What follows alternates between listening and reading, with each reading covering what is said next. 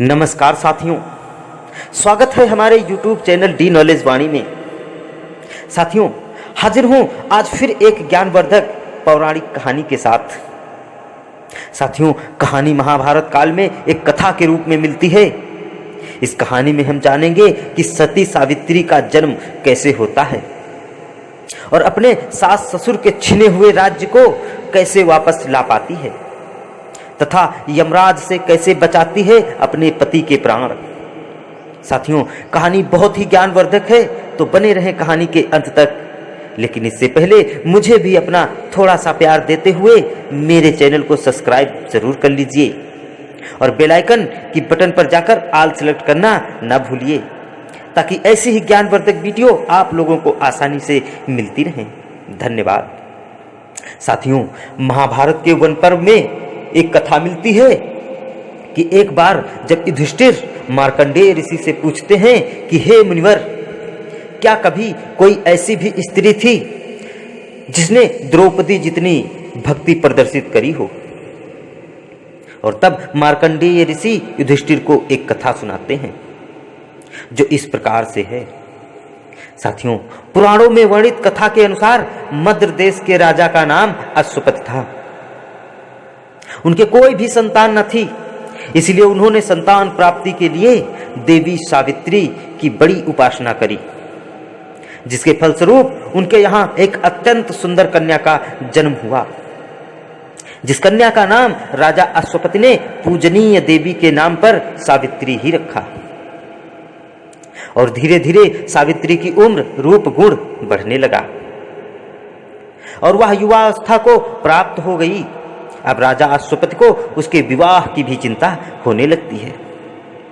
एक दिन उन्होंने कहा, सावित्री, तुम अत्यंत गुणवती हो, अतः अपने रूप पति की खोज स्वयं ही कर सकती हो।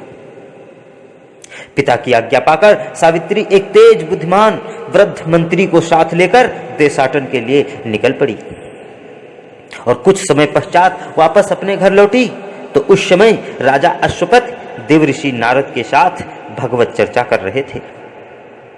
सावित्री ने दोनों को प्रणाम करते हुए कहा, हे पिताश्री, आपकी आज्ञा के अनुसार मैं पति का चुनाव करके वापस आ गई हूं और मैंने पति के रूप में साल्व देश के धुमतसेन नाम से विख्यात एक बड़े ही धर्मात्मा राजा थे, किंतु बाद में देववश वो अंधे हो गए। उस समय उनके पुत्र की बाल्या अवस्था थी। धुमतसेन के अंधे होने तथा पुत्र की बाल्या अवस्था का लाभ उठाकर पड़ोसी राजा ने उनका राज छीन लिया और तब से वो अपनी पत्नी व पुत्र सत्यवान के साथ वन में जाकर कठोर तप का पालन कर रहे हैं। उनके पुत्र सत्यवान अब युवा हो गए हैं, इसीलिए उन्हीं को मैंने योग्य मानते हुए अपने पति के रूप में चुना है। सावित्री की बातें सुनकर नारद जी बोले, हे राजन, पति के रूप में सत्यवान का चुनाव करके सावित्री ने बहुत बड़ी भूल करी है। यह सुन अश्वपति बहुत चिंतित हुए और बोले, हे मुनिवर, सत्यवान में ऐसा कौन सा अवगुण है, आप मुझे बताने की कृपा करें। नारद जी बोले, राजन, सत्यवान तो वास्तव में सत्य का ही रूप है और सारे गुणों का ज्ञाता भी है, किंतु वह अल्पायु है। 1 वर्ष बाद वह मृत्यु को प्राप्त हो जाएगा। यह सुन अश्वपति ने सावित्री से कहा, पुत्री, तुम कोई दूसरा वर खोज सकती हो या खोज लो। लेकिन सावित्री अपनी बात पर अड़ी रही और कहा, मैं किसी दूसरे को अपने पति के रूप में स्वीकार नहीं कर सकती। सावित्री की दृढ़ता को देखकर नारद जी बहुत प्रसन्न हुए और राजा अश्वपति ने भी सावित्री का विवाह सत्यवान से कर दिया। विवाह के बाद सावित्री अपने राजसी वस्त्राभूषण त्याग कर वल्कल धारण कर लिए और इस प्रकार अपने पति एवं सास ससुर के साथ वन में रहने लगती है। अंततः वह दिन भी आ गया जिस दिन सत्यवान की मृत्यु निश्चित थी। सावित्री उस दिन अपने पति को एक पल के लिए भी अकेला नहीं छोड़ रही थी। जब सत्यवान लकड़ी काटने हेतु कुल्हाड़ी लेकर वन जाने को तैयार हुए तो सावित्री भी उनके साथ तैयार हो गई। सत्यवान ने बहुत समझाया, किंतु सावित्री अपनी बात पर अडिग रही और सत्यवान के साथ ही वन को चल पड़ी। लकड़ी काटने को सत्यवान एक वृक्ष पर चढ़े, किंतु थोड़ी ही देर में वे अस्वस्थ होकर उतर आए और उनकी पीड़ा को ध्यान में रख सावित्री ने उन्हें अपनी जांघ पर लिटा लिया। लेटने के बाद सत्यवान अचेत हो गए। सावित्री समझ गई कि अब सत्यवान का अंतिम समय आ गया है और वह रोते हुए भगवान से प्रार्थना करने लगती है।